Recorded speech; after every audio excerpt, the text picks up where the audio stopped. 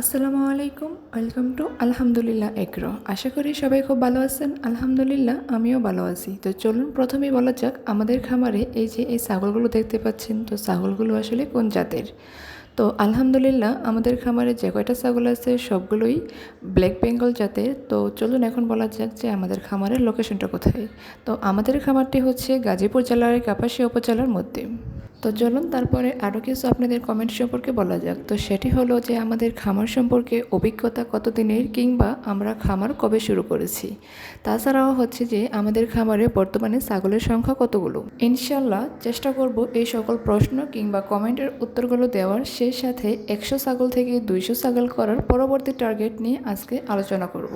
আমাদের খামারটা আমরা একদম ছোট পরিসর থেকে শুরু করেছিলাম, অর্থাৎ ছোট্ট একটা বাচ্চা ছাগল দিয়ে আমরা আমাদের খামারটা শুরু করেছিলাম। আলহামদুলিল্লাহ আজকে এই যে যা দেখতে পাচ্ছেন সেটাই হচ্ছে আমাদের খামারের সফলতা।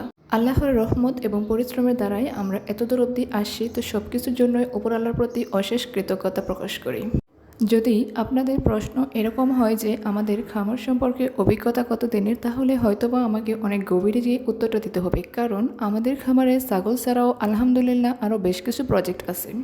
চলুন ছোট করে এবং অল্প পরিসরে আপনাদের সাথে একটু আমাদের অভিজ্ঞতাটা শেয়ার করি। আমাদের খামার জীবনের অভিজ্ঞতাটা সেই 2004 থেকে 5 সাল থেকে শুরু হয়েছে।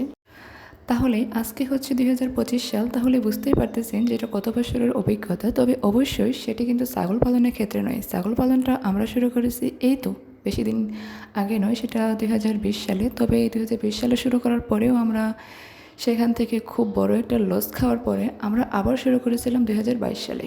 তো 2022 সাল থেকে আজকে আমাদের এই ছাগলের খামারটা, তো ছাগলের খামারে ছাগলের সংখ্যা আছে বর্তমানে আলহামদুলিল্লাহ 100+। তো সেখানে আরও অনেক ছাগল ছিল, যেহেতু আমরা কিছুদিন পর পরই সেখান থেকে ছাগল বিক্রি করি। তাছাড়াও অনেকগুলো খাসি ছাগল থাকে, খাসি বাচ্চা থাকে, আমরা সবগুলোই বিক্রি করে দেই। আর এখন তো আমরা আস্তে আস্তে মা ছাগল, বকরি ছাগলও বিক্রি করা শুরু করছি।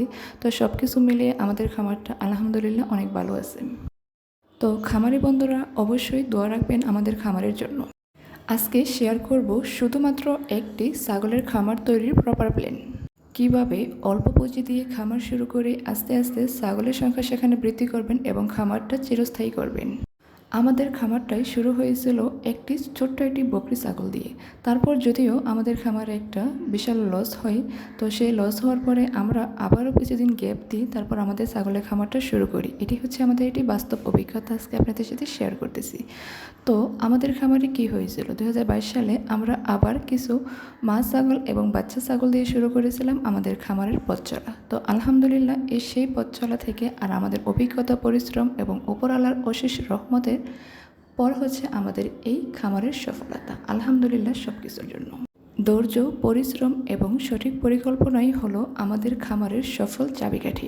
যারা ছাগলের খামার করতে চান, কিংবা ছাগল আপনাদের অনেক ভালো লাগে বা ছাগল পালন করতে সহজ এবং সেটি আপনারা খুব ভালো অভিজ্ঞতা সম্পন্ন সেই বিষয়ে, তাহলে আমি আজকে আপনাদের সাথে শেয়ার করব যে আপনারা প্রত্যেকটা কাজের আগে একটা টার্গেট নেবেন। যেমন আমি আজকে বললাম যে 200 ছাগল করার একটি প্রপার টার্গেট। খামার তৈরির ক্ষেত্রে কিংবা খামার করার ক্ষেত্রে প্রথম কথাই হচ্ছে আপনি সেখানে কী পরিমাণ ইনভেস্ট করবেন।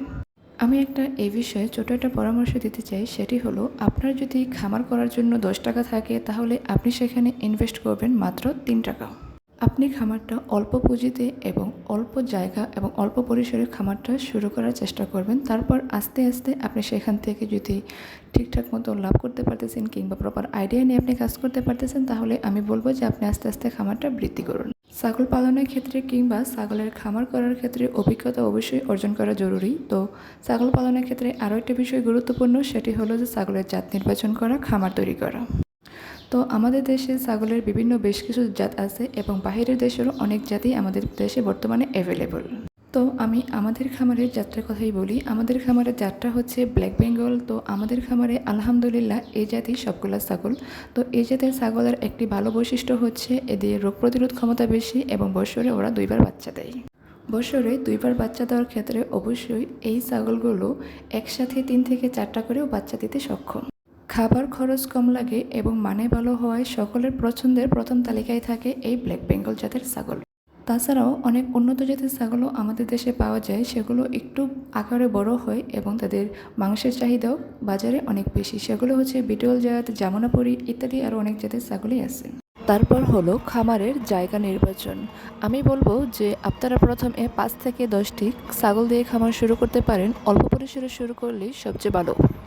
খামার তৈরি করার ক্ষেত্রে অবশ্যই মাচা আকৃতির করার চেষ্টা করবেন এবং খামারের আশেপাশে জমিতে গাছ লাগানোর চেষ্টা করবেন।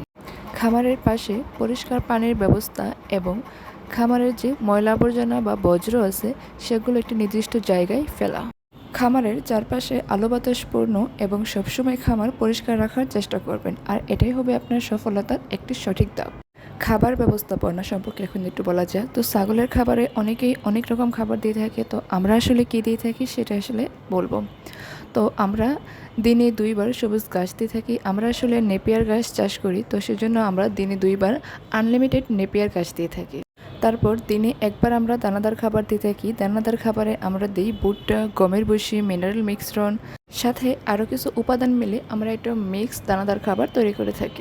ছাগলের খাবারের ক্ষেত্রে একটা বিষয় সবসময় চেষ্টা করবেন, সেটি হলো যে খাবারটা সবসময় একই টাইমে দেওয়ার চেষ্টা করবেন। অর্থাৎ আপনি সপ্তাহের শুরুতে যেভাবে খাবার দিচ্ছেন, আমি বলবো যে আপনি বছরের শেষ পর্যন্ত খাবারটা একই টাইমে দেওয়ার চেষ্টা করবেন। এখন আসি ছাগলের চিকিৎসা ও যত্ন নিয়ে।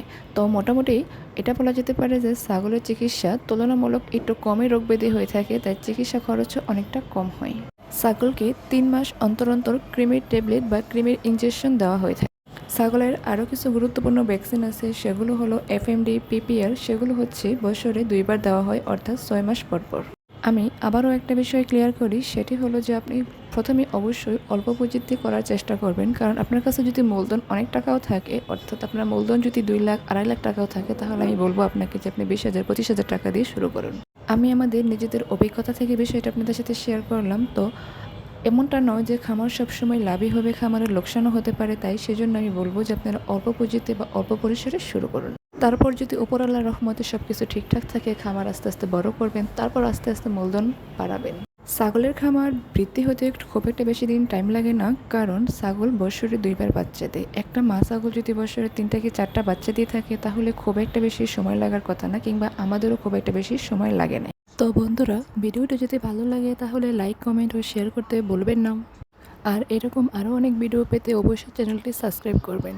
তো আজ এই পর্যন্তই, দেখা হবে পরবর্তী একটি ভিডিওতে। থ্যাংক ইউ, আল্লাহ হাফেজ।